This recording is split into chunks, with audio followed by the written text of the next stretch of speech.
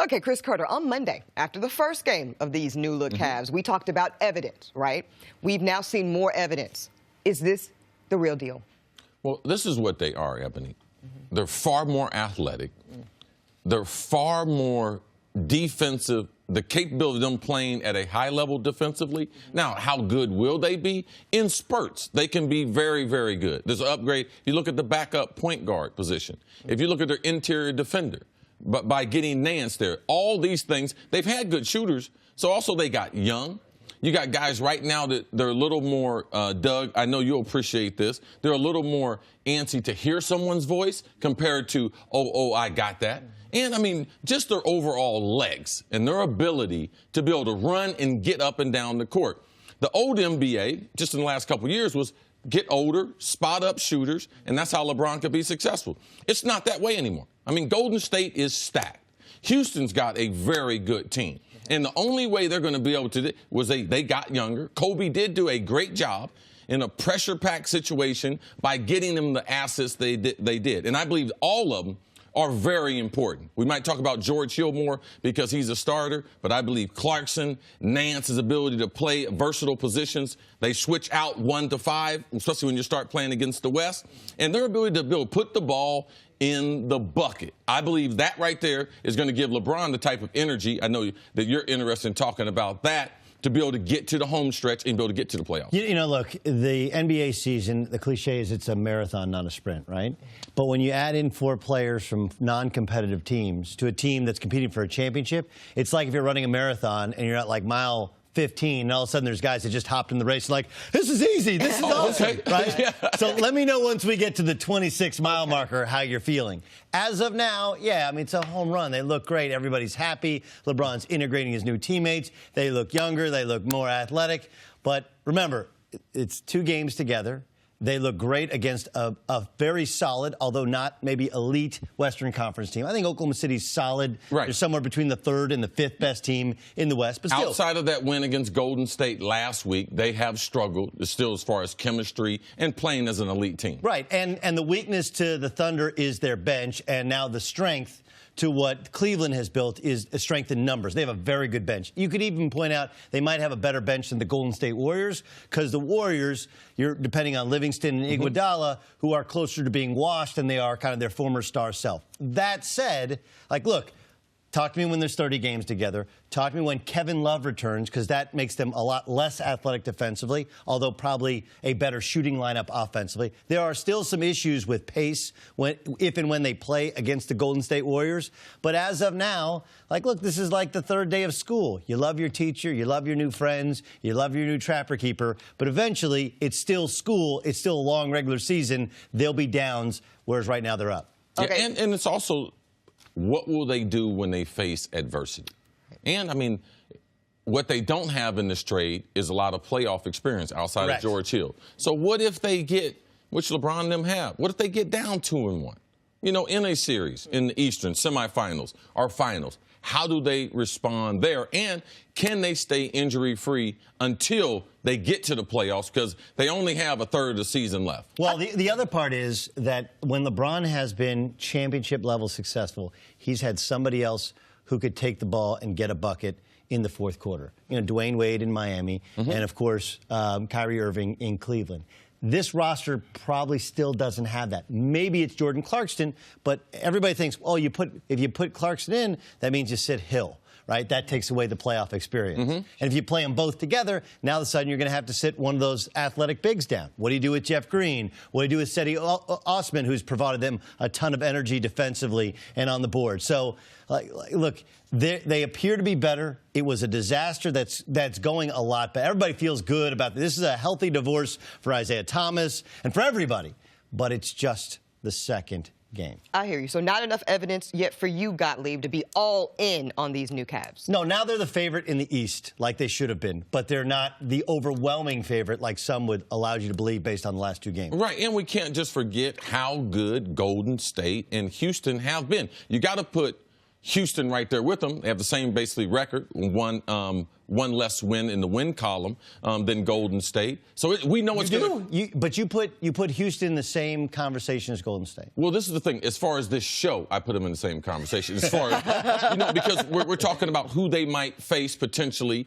in the finals. Yeah. But as far as NBA history and lore, no, they haven't proved it. Chris Paul's lack of success in the playoff. James Harden, we saw what he did last year. Yeah, Capella. Mike D'Antoni's system has never right. Well when you start slowing the ball down, right, in the playoffs, and the possessions become more and more important. How are they able to do that? But as far as this year is concerned, because man, what if Golden State gets a bad matchup in the semifinals? Because the depth of the West.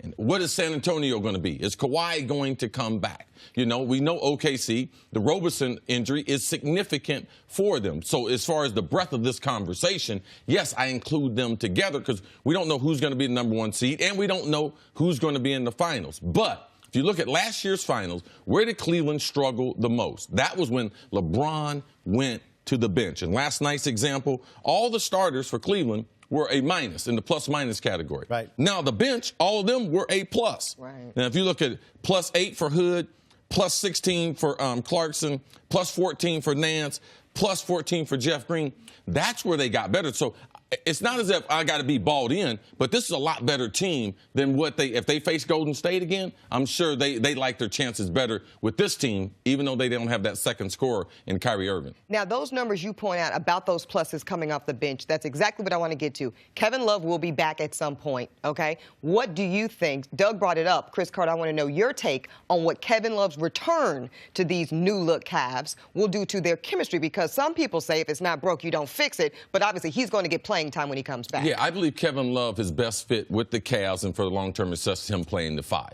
Him playing the 5, LeBron playing the 4. LeBron's playing a lot of the 4 now. If you look at last night, how would they be? They would be hurt on the glass. Tristan Thompson got dominated last night by Adams. So there is some deficiencies there defensively, but it also spreads the court. LeBron gets to the hole more now with all these shooters. So offensively, they're more deadly, which Doug mentioned. But those are things that I like to look at. And I believe that Kevin Love, I just like having talented players. Okay. So when you add another talented player, how long will it take them to adjust to the new players? I want to ask you, Doug, specifically, do you think it's worth, because y'all are both saying the trade-off is maybe less power on defense but more offensive power. Is it worth the trade-off? Well, it doesn't really matter because he's going to play, right? Oh, okay. Yes. You make max money and you average 25 a game, you get hurt, you're coming back, you're going to play. Sure. So the question is, who's going to sit? Now, and you're correct. He's a very good spot-up shooter. He's a very good rebounder. He can score a little bit in the post, but he limits what you can do defensively. Mm-hmm. And now the only rim protection you have is LeBron James, which can be exhausting as opposed to when you play with Tristan. You can play LeBron some at the 3, but now that means you're sitting one of the guards, Mm-hmm. It changes you, and I'm not sure it changes you for the better, but it's a change that is going to happen. You think, well, he's going to come back and Kevin Love's going to come off the bench. It's not even close to the way it works. There's no scenario that happens. Right. I just believe the person they talked the least about in the trade is Larry Nance Jr. Right. I believe his ability to hustle. He's playing a lot like Tristan did a couple. When they won the championship. Yes. So he could be the 5, Love could be the 4, and LeBron could play the 3. Oh, sounds like it's going to be interesting when Kevin comes back. Yeah, for the last 2 games. It's like my son, I got him a remote control and RC car for Christmas, right? Mm-hmm. And, man, that first week, we played it every day. Right. I haven't seen it since, right? LeBron just opened up some Christmas gifts, and he's playing with them. He's having a great time. But pretty soon, they just go back to a bunch of stuff that you slide in the corner. I feel like they're better. I feel like they're younger. But postseason basketball is completely different. They still have to add Kevin Love and see how that changes the mix. But this has been the spark that this team needed. They were dead as a doornail. And Steve Kerr hands his whiteboard to his players in order to get them going. The Cavs have to turn over their roster. Whatever works, and so far it's worked. Yes, it works. And the reason why, they're a better team. Athletically, they can get after it. They can get up and down. They can play with pace. The Cavs in the top 3 as far as pace in the NBA. Athletically, they're better defensively. You see guys when you got 3 25-year-olds and George Hill, you know how George Hill's going to play. Sure. When was the last time you seen a Cleveland player take a charge? And he took one on the chin in the Boston game, coming Tatum driving to the hole. So that right there, and 25-year-old chasing guys on pick and rolls and screens and everything, that's what young guys are built for. So I believe that it does transfer over to the postseason. And also, last year in the finals, where did Golden State really hurt Cleveland? It was in the bench scoring. When LeBron went to the bench, they were basically even when LeBron was on the court, but they killed the bench. So now you have all those shooters, you have all that youth and athleticism coming off the bench, and they got guys who have proven that they can score. Clarkson, he can score the basketball. Hood can score the basketball, and I believe they needed that. Yeah, but let's also pump our brakes a little bit. Like, Jordan Clarkson has proven he can score on bad teams. What can you do in the postseason? It's completely different. If you saw Oklahoma City sitting on his left hand, like, he's a shot nut. It's been going in the past 2 games so far, but there will be some regression towards the mean. But look at him versus Derrick Rose.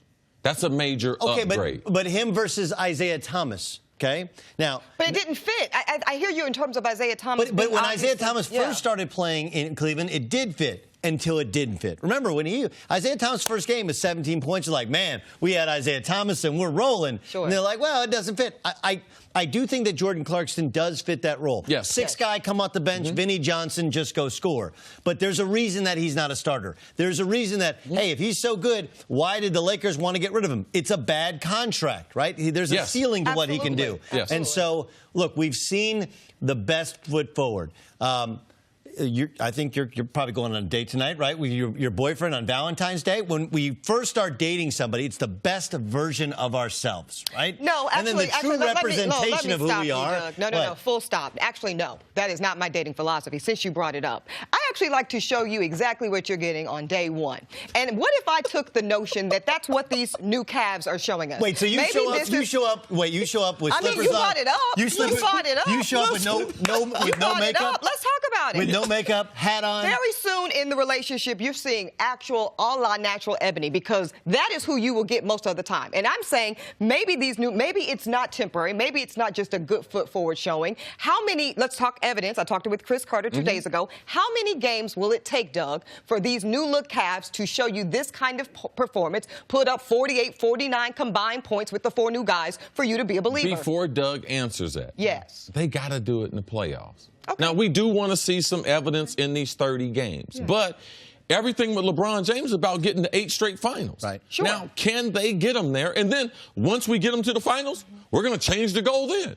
Are they good enough to be able to beat Houston or Golden State or whoever comes out of the West? So, yes, like, we understand that. We do need to see more, but just on paper, LeBron James, at this point in his career, needs to play with younger players. That old model of spot-up shooters, that model is dead. And that's what they did at the trade deadline by having this new influx of talent. I agree. Look, there's a continuum, right? There's athletic ability, and then there's mental kind of aptitude, right? And you want to get guys that are in that perfect window between, 27 and 30 years old, when they're still at their athletic peak, and yet they've played enough to have experience. Well, that's not really available, right? George Hill's a little bit past that athletic peak, and these other guys a little bit before, but it seems like this mix is better. How long does it take?